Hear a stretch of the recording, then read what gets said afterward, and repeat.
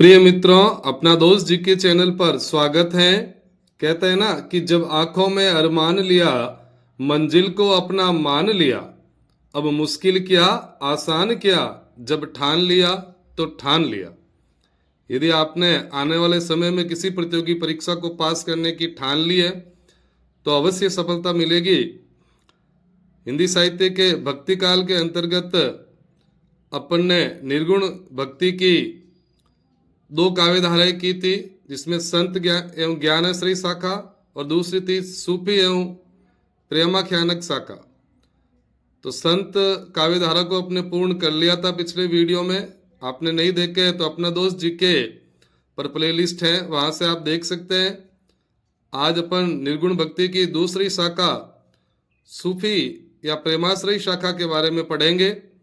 इस वीडियो के अंदर सूफी मत के संदर्भ में विद्वानों के कथन, इसके अलावा सूफी शब्द की उत्पत्ति, भारत में सूफी संप्रदाय, फर्स्ट सूफी कवि, सूफी काव्यधारा की प्रमुख प्रवृत्तियां और विशेषताएं, सूफी साधना की अवस्थाएं, सभी कुछ विस्तार से पढ़ने वाले हैं। आप वीडियो को पूरा देखिएगा। शुरू करते हैं। सूफी काव्यधारा परिभाषा: भक्ति काल की निर्गुण काव्यधारा के अंतर्गत जिन भक्त कवियों ने प्रेम को ही ईश्वर प्राप्ति का एकमात्र साधन मानकर काव्य रचना की, उनके द्वारा रचित काव्य को आचार्य रामचंद्र शुक्ल ने प्रेमाश्रयी काव्यधारा कहा है। तो बिल्कुल सही है कि निर्गुण काव्यधारा के अंतर्गत जिन भक्त कवियों ने प्रेम को ही ईश्वर प्राप्ति का साधन माना और उसी आधार पर काव्य रचनाएं की, तो वो काव्य रचनाएं सूफी काव्यधारा के अंतर्गत आती है। इस तरह के काव्य की रचना करने वाले अधिकांश कवि सूफी मत से संबंधित थे, अतः डॉक्टर रामकुमार वर्मा ने इसे सूफी काव्यधारा कहा है। तो सूफी काव्यधारा या प्रेमाख्यानक काव्यधारा, तो रामचंद्र शुक्ल ने तो प्रेमाश्रयी काव्यधारा नाम दिया और सूफी काव्यधारा नाम डॉक्टर रामकुमार वर्मा ने दिया। अब देखते हैं सूफी मत के संदर्भ में विद्वानों के कथन। अबुल हुसैन अन-नूरी कहते हैं, जिसे संसार से घृणा होती है और परमात्मा से प्रेम होता है उसे सूफी कहते हैं। देखिए, यहां से सवाल नहीं बनेंगे, लेकिन जिस विधा को, जिस टॉपिक को अपन पढ़ रहे हैं उसके बारे में पहले डीपली जानकारी होनी चाहिए, तभी वो जल्दी समझ में आता है। तो बहुत ही गहनता से ये नोट्स बनाए गए हैं, जो आपके RPSC first grade, second grade, यहाँ तक कि असिस्टेंट प्रोफेसर तक में उपयोगी साबित हो गए। सूफी मत के संदर्भ में अगला कथन अबू हसन सालुका का है, विधि निषेधों से मुंह मोड़ना सूफी है। एक निष्ठ भाव से परमात्मा में ध्यान लगाना ही सूफी मत है। अबू सईद का। रामचंद्र शुक्ल का कथन थोड़ा मोस्ट बनता है सूफी मत के बारे में, कि जिन कवियों ने प्रेम को ईश्वर प्राप्ति का साधन मानकर हिंदू धर्म कथाओं को आधार बनाकर काव्य रचना की, उन्हें प्रेमाश्रयी शाखा के अंतर्गत रख सकते हैं। तो जिन कवियों ने प्रेम को ईश्वर का साधना मान लिया और हिंदू धर्म कथाओं के आधार पर काव्य रचनाएं की, उन रचनाओं को प्रेमाश्रयी शाखा के अंतर्गत रखते हैं रामचंद्र शुक्ल। जिन्होंने संसार से विरक्ति और परमात्मा से प्रेम का संदेश दिया, उन्हें सूफी कहते हैं, डॉक्टर रामकुमार वर्मा। तो ये महत्वपूर्ण कथन थे। अब देखते हैं सूफी शब्द की उत्पत्ति के बारे में। अनेक विद्वानों ने अलग अलग माना है। सूप से, तो कुछ विद्वानों ने माना है कि सूफी शब्द सूप से बना है और सूप का अर्थ होता है जूट या ऊन, अर्थात जो सूप से बने हुए वस्त्र धारण करते तथा संसार से विरक्ति का संदेश देते थे, वे सूफी कहलाए। कुछ विद्वान मानते हैं कि सूफी शब्द सप से बना है और सप का अर्थ होता है अग्रिम पंक्ति, अर्थात जो अपने पवित्र कार्यों के कारण कयामत के दिन अग्रिम पंक्ति में गिने जाएंगे, उन्हें सूफी कहते हैं। और सूफा से, कुछ विद्वान मानते हैं कि सूफी शब्द सूफा शब्द से बना है। सूफा का अर्थ होता है चबूतरा। ज्यादा मानने वाले यही विद्वान है, अर्थात मोहम्मद साहब की मजार के सामने बने हुए सूफा पर बैठकर उपासना करने वाले सूफी है। सूफी शब्द की उत्पत्ति सोफिया शब्द से भी मानी जाती है। सोफिया का अर्थ होता है पवित्र, अर्थात पवित्र जीवन जीने वाले सूफी कहलाते हैं। और सूफा शब्द से मानते हैं तो सूफा का अर्थ होता है तत्व ज्ञानी, अर्थात जिसे परम तत्व का ज्ञान हो वह सूफी है। सूफी काव्यधारा की विशेषताएं और प्रमुख प्रवृत्तियां देखते हैं। इस काव्यधारा के अधिकांश कवि मुस्लिम थे, किंतु उन्होंने हिंदू प्रेम कथाओं को आधार बनाया। इश्क मजाजी, जिसको मानवीय प्रेम कहा जाता है, इश्क मजाजी के माध्यम से इश्क हकीकी यानी ईश्वरीय प्रेम की व्यंजना की गई है। खंडन मंडन की प्रवृत्ति का अभाव है। सूफी काव्यधारा में मसनवी शैली देखने को मिलती है। मसनवी शैली की विशेषताएं होती है कि सबसे पहले ईश्वर या अल्लाह की स्तुति की जाती है, उसके बाद में ईश्वर के दूत के रूप में पैगंबर की स्थिति, फिर गुरु की स्थिति, उसके बाद में सहाय वक्त की प्रशंसा, अर्थात जिस समय वो रचना लिखी जाती है उस वक्त के बादशाह या सुल्तान की प्रशंसा भी होती है मसनवी शैली में। आत्म परिचय व रचना काल का संकेत, लौकिक प्रेम के माध्यम से अलौकिक प्रेम की व्यंजना मसनवी शैली के माध्यम से सूफी काव्यधारा में देखने को मिली।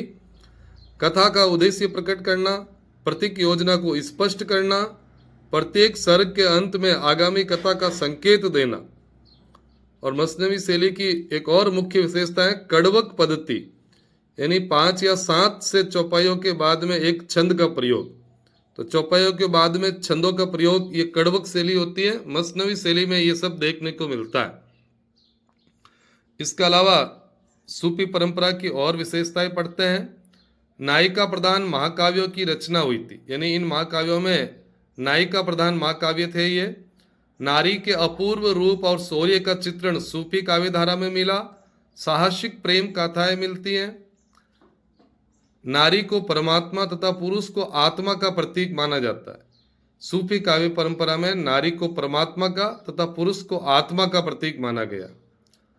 सूफी परंपरा में अधिकांश रचनाएं अवधी भाषा में हैं। प्रबंधात्मक महाकाव्य हैं। प्रेम तत्व की प्रधानता है, एकेश्वरवाद की प्रधानता, कथानक रूढ़ियों का प्रयोग और गुरु को महत्व सूफी काव्यधारा में देखने को मिलता है।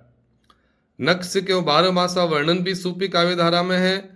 तत्कालीन लोक संस्कृति का चित्रण, नायिका के नाम के साथ वती प्रत्यय जोड़ा जाता है। तो जो भी रचनाएं हैं अभी अपन पढ़ेंगे जिनमें नायिकाओं के नाम के साथ वती प्रत्यय जोड़ा जाता है, तो ये सूफी काव्यधारा में देखने को मिलता है। प्रकृति का मनोहारी कार्य चित्रण सूफी काव्यधारा की प्रमुख विशेषताएं हैं।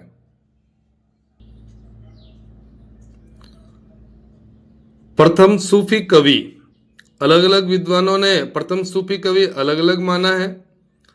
रामचंद्र शुक्ल के अनुसार प्रथम सूफी कवि कुतुबन है। कुतुबन की रचना है, पहली रचना मृगावती 1503 ईस्वी में। हजेर प्रसाद द्विवेदी ने ईश्वरदास को प्रथम सूफी कवि माना है। ईश्वरदास की रचना है सत्यवती कथा 1501 ईस्वी। तो सत्यवती कथा ईश्वरदास, हजारी प्रसाद द्विवेदी ने माना। मृगावती कुतुबन को रामचंद्र शुक्ल ने माना।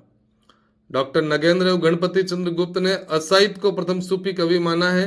असाइद की रचना है हंसावली 1370 ईस्वी।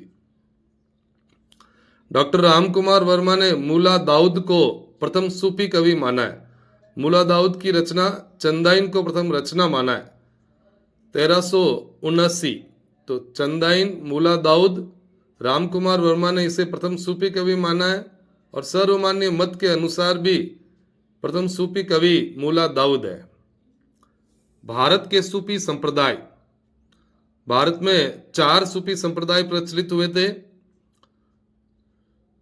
चिश्ती संप्रदाय, जिसके संस्थापक थे ख्वाजा मोइनुद्दीन चिश्ती 12वीं शताब्दी के अंदर। तो पहला है चिश्ती संप्रदाय, मोइनुद्दीन चिश्ती 12वीं शताब्दी। दूसरा संप्रदाय जो भारत में हुआ सूफी संप्रदाय, सुहरावर्दी संप्रदाय, जिसके संस्थापक थे जलालुद्दीन सुर्खपोश। तो सुहरावर्दी संप्रदाय का समय 13वीं शताब्दी में था।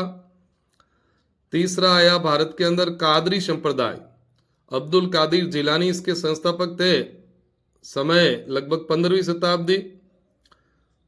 चौथा है नक्शबंदी संप्रदाय, अलाउद्दीन नक्शबंद इसके संस्थापक थे 16वीं शताब्दी में। तो भारत में 4 सूफी संप्रदाय प्रचलित हुए, चिश्ती, सुहरावर्दी, कादरी और नक्शबंदी। इसकी शॉर्ट ट्रिक आप याद रख सकते हैं, चिसु कान। ची से चिश्ती, सू से सुहरावर्दी, का से कादरी और न से नक्शबंदी, चिसु कान। सूफी साधना की अवस्थाएं देखते हैं। सूफी साधना की 4 अवस्थाएं हैं। पहली अवस्था है शरीयत। शरीयत का अर्थ होता है आचरण। सूफी काव्यधारा में इसे नासूत कहा जाता है। तो शरीयत या नासूत इसका अर्थ है आचरण, धर्मग्रंथों के विधि निषेध नियमों का पालन।